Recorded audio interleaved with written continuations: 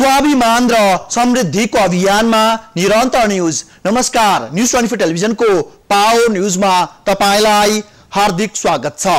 दर्शकवृन्द, Malaysia रोजगारीमा जाँदा कामदारहरूसँग चर्को रकम असुल भए बारे हामी निरन्तर केन्द्रित छौं। माइग्राम्स, biomedical, ISC, VLN, one stop सेन्टरहरूको नाममा मलेसियामा रोजगारीमा जाँदा कामदारहरूले चर्को मूल्य तिर्नु परिरहेको छ। माइग्राम्सबाट सुरु हुने लुटको धन्दा पूरा हुँदा 17,600 रुपियाँ कामदारहरूले तिर्नुपर्ने बाध्यता छ।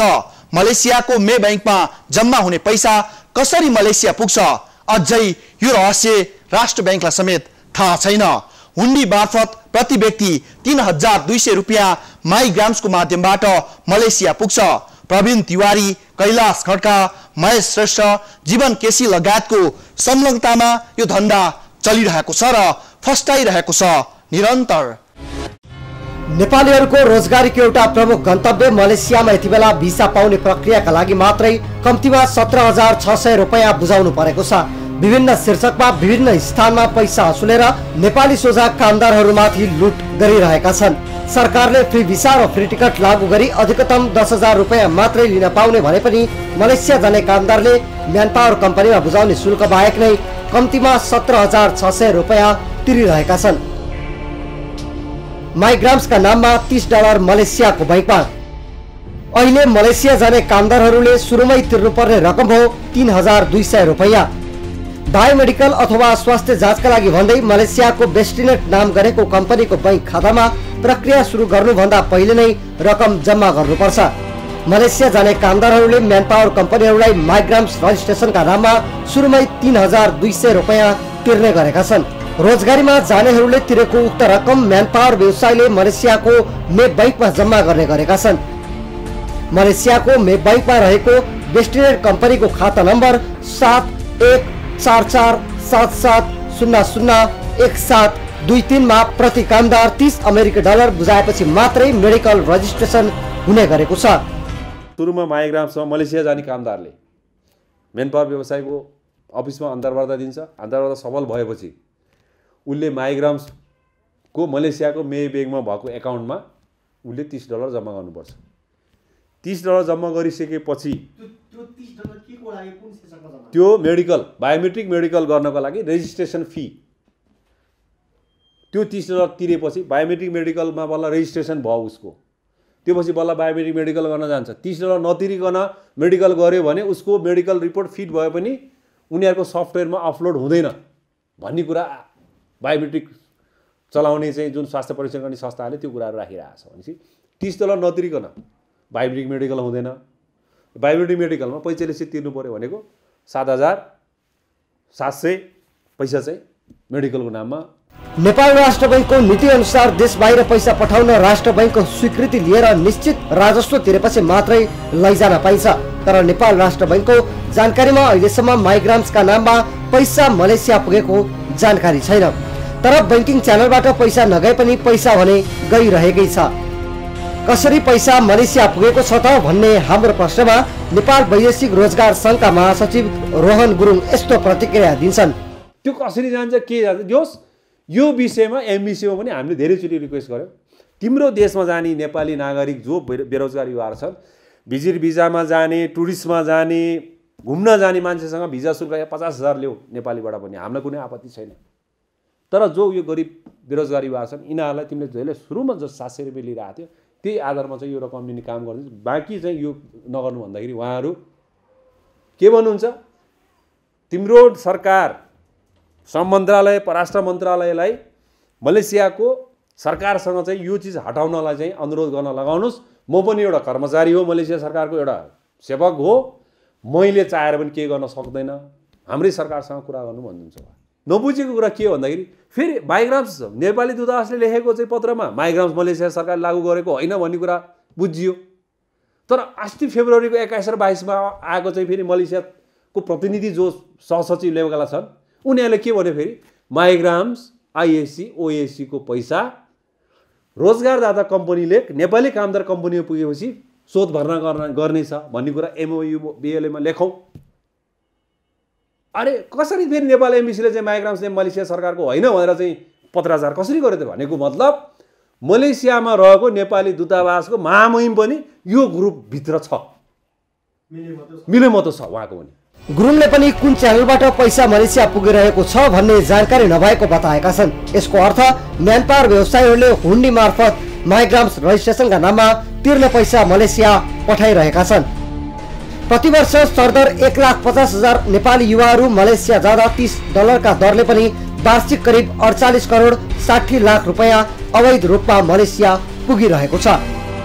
यसरी अवैध रूपमा यो पैसा मलेसिया पुर्याउनुमा मलेसियामा रेमिटेन्सको काम गर्ने नेपाली रेमिटेन्स कम्पनीहरूको प्रत्यक्ष संलग्नता रहेको छ। एक म्यानपावर व्यवसायीका अनुसार मे बैंकको खातामा जम्मा गरिने उक्त पैसा नेपालमा रहेको रेमिटेन्स कम्पनी मार्फत भुक्तानी हुने गरेको छ। मलेसियाका कामदारहरूले रेमिटेन्स मार्फत पठाउने पैसा त्यहाँको मे बैंकमा जम्मा गरिन्छ र ती व्यवसायीहरूले नेपालको रेमिटेन्स कम्पनीलाई उक्त पैसा बुझाउने गरेका छन्। माइग्राम्स खासमा बायोमेडिकलकै एउटा पाटो हो। यो मेडिकल गर्नु पूर्व आवश्यक विषय नै होइन, तर मलेसियाको बेस्टिनेट नाम गरेको कम्पनीले बायोमेडिकलको सफ्टवेयर दिए बापत म्यानपावर व्यवसाय मार्फत कामदारहरूबाट यो पैसा असुल गरिरहेको छ। यतिसम्म कि मलेसियाको बेस्टिनेट नाम गरेको कम्पनीलाई सन् 2015 को जनवरीमा मलेसिया इमिग्रेसनमा प्रतिबन्ध लगाइएको थियो। तर बेस्टिनेट कम्पनी मलेसियामा प्रतिबन्ध भए पनि नेपालमा भने यही कम्पनीकै नाममा पैसा उठाइरह्यो र बेस्टिनेट कम्पनीको खातामा निरन्तर पैसा डिपोजिट भइरह्यो। यसरी आवश्यक नै नभएको कहीँ प्रयोगमै नआउने माइग्राम्सका नाममा नेपाली कामदारहरूबाट पैसा असुल भइरह्यो। नेपालमा बायोमेडिकल प्रणाली लागू गराउन मलेसियाको बेस्टिनेट नाम गरेको कम्पनीसँग नेपाल स्वास्थ्य व्यवसाय महासंघले सम्झौता गरेको थियो। माइग्राम्स पनि यही बेस्टिनेट कम्पनीको बायोमेडिकल अन्तर्गतकै एउटा पाटो हो। तर माइग्राम्सका विषयमा आफूहरूलाई कुनै जानकारी नभएको भन्दै पन्चिन खोज्छन् नेपाल स्वास्थ्य व्यवसाय महासंघका महासचिव जीवन केसी। यो माइग्राम चाहिँ मलाई थाहा छैन, हामीसँग रिलेटेड छैन यो विषय। माइग्राम्स नभइकन अनि बायोमेडिकल गर्न मिल्ने त्यही यस्तो छ। अब माइग्राम भनेको यो स्वास्थ्य परीक्षणसँग सरकार राख्ने विषय होइन, पटक्कै यससँग रिलेटेड छैन। तैपनि हामी चाहिँ अब वैदेशिक रोजगारमा जाने व्यक्तिको स्वास्थ्य परीक्षण गर्ने भएको हुनाले हामीलाई चाहिँ हामीले गर्ने जति पनि क्यान्डिडेटहरू हुन्छन् त्यो भने वैदेशिक म्यानपावर कम्पनीले हामीलाई पठाउने हो होइन, वैदेशिक रोजगार व्यवसाय साथीहरूले हामीलाई पठाउने हो। उहाँहरूले चाहिँ एउटा फर्म भरेर पठाउनुहुन्छ, त्यो फर्ममा चाहिँ त्यो व्यक्तिको नाम पासपोर्ट नम्बर हुन्छ, त्यो आइसकेपछि त्यहाँ के नाम त्यसमा त्यो कोड नम्बर हुन्छ, लट नम्बर भन्ने हुन्छ, त्यो हानेपछि त्यो एउटा सफ्टवेयर खुल्छ, त्यसमा हामीले रिपोर्ट हाल्ने हो। तर माइग्राम नभइकन हेल्थ चेकअप गराउनै मिल्दैन, माइग्राम नआइकन भन्दै एकदम माइग्राम भनेको वैदेशिक रोजगारकै पार्ट भएको हुनाले अब त्यो माइग्राममा चाहिँ जो व्यक्तिले अब विदेश जान्छ स्वास्थ्य परीक्षण गराउन जान्छ त्यतिखेर चाहिँ त्यो माइग्राममा चाहिँ उनीहरूले फर्म भरेर ल्याउँछ, तर त्यो मेडिकलले गर्ने होइन, त्यो म्यान पावरसँग रिलेटेड कुरा हो यो चाहिँ। उनले थाहा छैन भन्दै गर्दा यसमा ठुलै चलखेल र जालझेलको आभास मिल्छ, किनभने माइग्राम्स पनि बेस्टिनेट कम्पनीको एउटा अङ्ग हो भन्ने कुरा माइग्राम्स र बेस्टिनेट कम्पनीको वेबसाइटमै उल्लेख गरिएको छ। त्यसबाहेक माइग्राम्सका विषयमा विवाद बढेपछि परराष्ट्र मन्त्रालयले मलेसिया स्थित नेपाली राजदूतावासलाई पत्र लेखेर माइग्राम्स के हो भनी सोधेको थियो। जवाफमा मलेसिया स्थित नेपाली राजदूतावासले मलेसियाको उपगृह मन्त्रीसँग कुरा गर्दा माइग्राम्स मलेसिया सरकारको कार्यक्रम नभएको भनी जानकारीमा आउनको भन्दै नेपालको परराष्ट्र मन्त्रालयलाई जवाफ पठाएको छ। हेर्नुहोस् यस्तो छ यो पत्र। यसरी माइग्राम्सका नाममा अनावश्यक रूपमा प्रति कामदार $30 को लुट भइरहेको छ र यसमा नेपाल स्वास्थ्य व्यवसाय महासंघका अध्यक्ष कैलाश खड्का लगायतका केही पदाधिकारी र सदस्यहरूको संलग्नता छ। दर्शकवृन्द, कुनै एक स्थानबाट पनि कामदार उम्कन नपाओस् भनेर यो चक्र घुमिरहेको हुन्छ। माइग्राम्सबाट सुरु हुने लुटको चक्र त्यसपछि बायोमेडिकलमा पुग्छ र हामी त्यसको सन्दर्भ सहित उपस्थित हुनेछौँ, तर त्यसअघि एकैछिन विश्राम।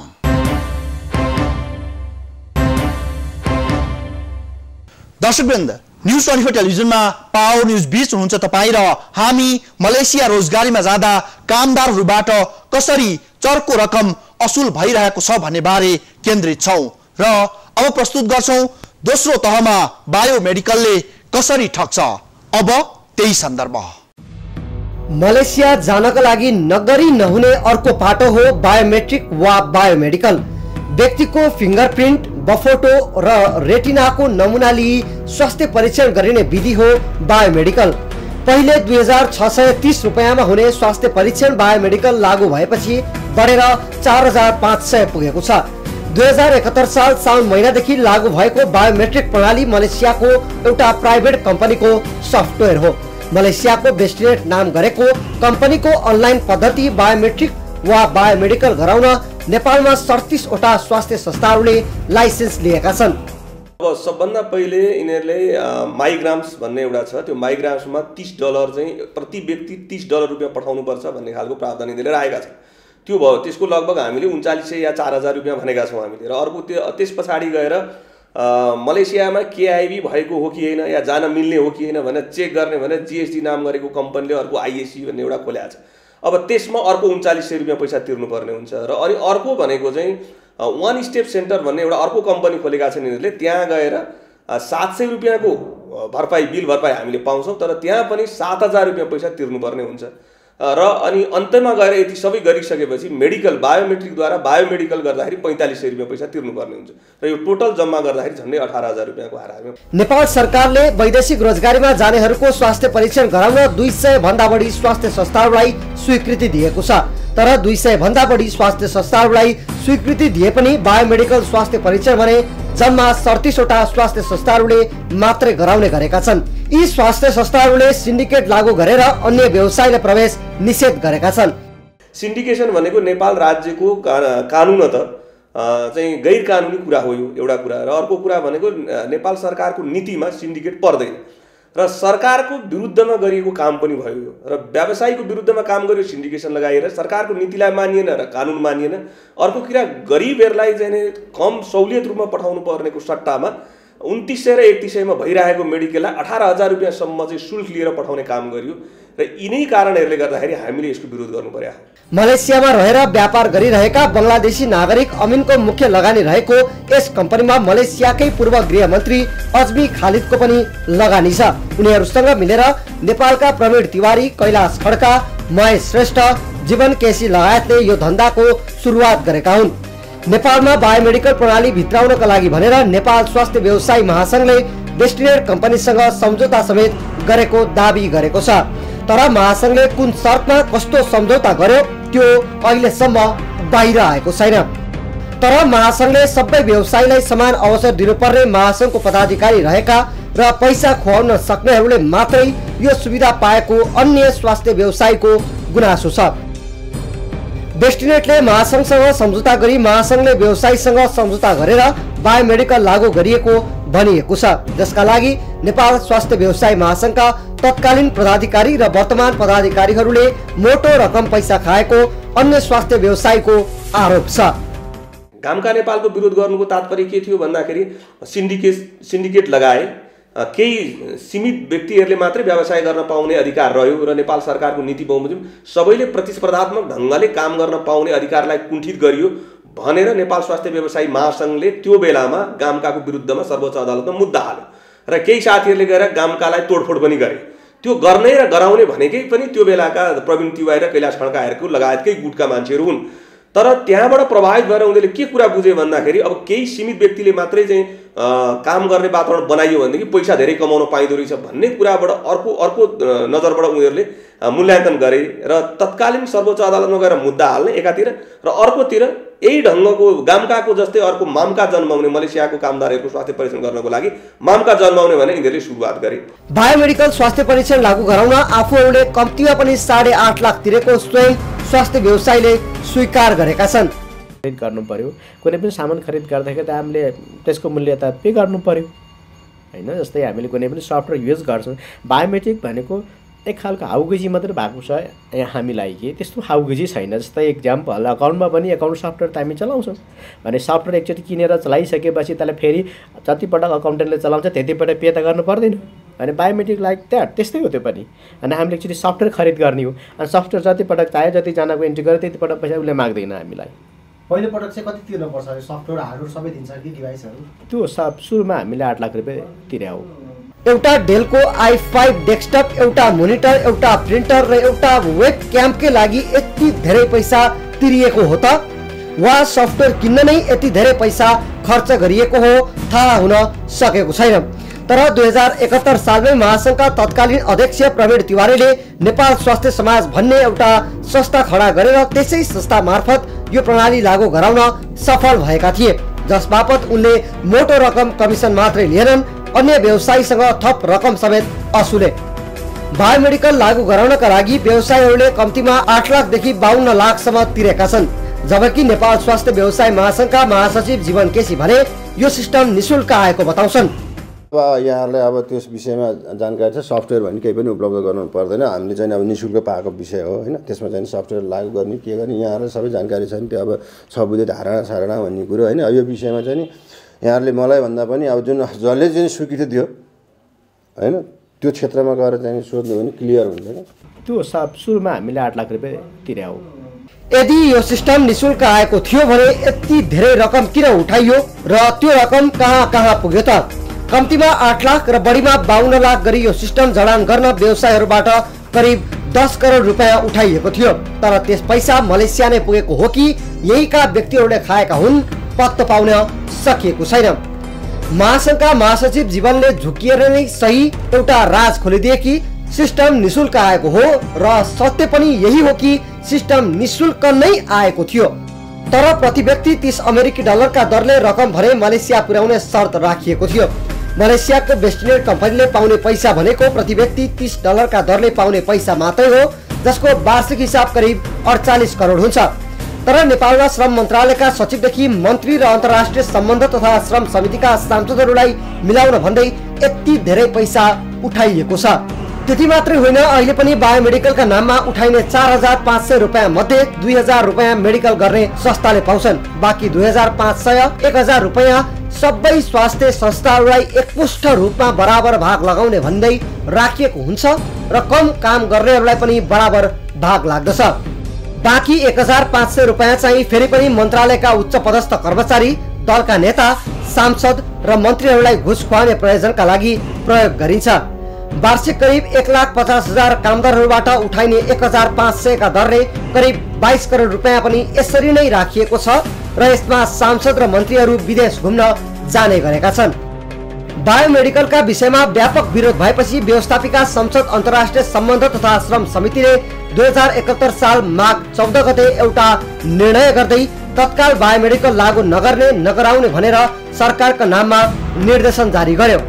तर त्यसको 5 महिनामै आर्थिक लाभ लिएर श्रम समितिले बढीमा 6 महिनाका लागि परीक्षण काल भन्दै 2072 असार 21 गते निर्णय गरी बायोमेडिकल लागू गर्ने निर्णय गर्यो। समितिको यही निर्णय अनुसार तत्कालीन श्रम राज्य मन्त्री टेक बहादुर गुरुङले 6 महिनाका लागि परीक्षण काल भन्दै 2072 साल असार 23 गते बायोमेडिकल लागू गर्ने निर्णय गरायो, जसमा 14 वटा देशमा लागू भए मात्र नेपालमा लागू गर्ने, सफ्टवेयर प्रणाली मार्फत निशुल्क रूपमा एक्सेस हुनुपर्ने, प्रति कामदार ट्रान्ज्याक्सन कस्ट छुट्टै तिर्नुपर्ने व्यवस्था नराखी निशुल्क हुनुपर्ने, सरकारले सूचीकृत गरेका सबै स्वास्थ्य संस्थालाई सेवा उपलब्ध गराउनु पर्ने, बायोमेट्रिक प्रणाली लागू गर्ने सबै स्वास्थ्य संस्थाले सरकारले तोकेको शुल्क मात्रै लिन पाउने व्यवस्था हुनुपर्ने 6 वटा शर्त थियो। 2072 सालको पुस 23 गते नै 6 महिना पुरा भए पनि न परीक्षण काल हटाइयो न त यसलाई पूर्ण स्वीकृति नै दिइयो। अहिले पनि यो बायोमेट्रिक प्रणाली गैर कानुनी र अवैध रूपमा सञ्चालन भइरहेको छ। यति सम्मको तथ्य बाहिर आएको छ कि मलेसिया सरकारले विवाद भएको भन्दै बेस्टिनेट कम्पनीलाई सन् 2015 को जनवरीमा सस्पेन्ड गर्यो र बेस्टिनेटको स्थानमा पछि साइनर फ्लक्स भन्ने कम्पनीले काम गर्यो। 2 वर्ष सस्पेन्डमा परेको बेस्टिनेट 2017 को जनवरीमा मात्रै मलेसियाको इमिग्रेसनमा पुनर्नियुक्ति पाएको थियो। तर अचम्म त यो छ कि बेस्टिनेट कम्पनी सस्पेन्डमा पर्दा पनि नेपालमा भने बेस्टिनेट कम्पनीकै बायोमेडिकल र माइग्राम्स निरन्तर रूपमा चलिरह्यो र नेपालीहरू लुटिरहे। दर्शकवृन्द, एउटै गिरोहबाट सञ्चालित अनेकौं गौडाहरू छन् जहाँ उनीहरू कामदारसँग चर्को रकम असुल गरिरहेका छन्। उनीहरूले सेवा शुल्कको नाममा कामदारहरूमाथि ब्रह्मलुट मच्चाइरहेका छन् र कम्तीमा पनि 5 ठाउँबाट 17,600 रुपियाँ असुल गरेपछि मात्रै कामदार मुक्त हुन सक्ने अवस्था सृजना गरिएको छ। 6 महिनाका लागि भनेर अस्थायी रूपमा दिएको यो स्वीकृति 1.5 वर्ष बित्यो तर पनि निर्बाध रूपमा चलि नै रहेको छ। उच्च पदस्थलाई खरिद गरेर सर्वसाधारण कामदारलाई चुस्ने यो प्रवृत्ति नरोकिएसम्म हामी यसको निरन्तर फलोअप गर्दै जानेछौँ। तर आजलाई यति नै पावर न्यूज। थप न्यूजका लागि हाम्रो वेबसाइट www.news24nepal.tv मा हेर्न सक्नुहुन्छ। साथै हामीलाई फेसबुक, ट्विटर र युट्युबमा पनि फलो गर्न सक्नुहुन्छ। अहिलेलाई बिदा दिनुहोस्। हामी पुनर्निर्माण, सबल नेतृत्व र सुशासनको निरन्तर फलोअपमा छौँ। नमस्ते।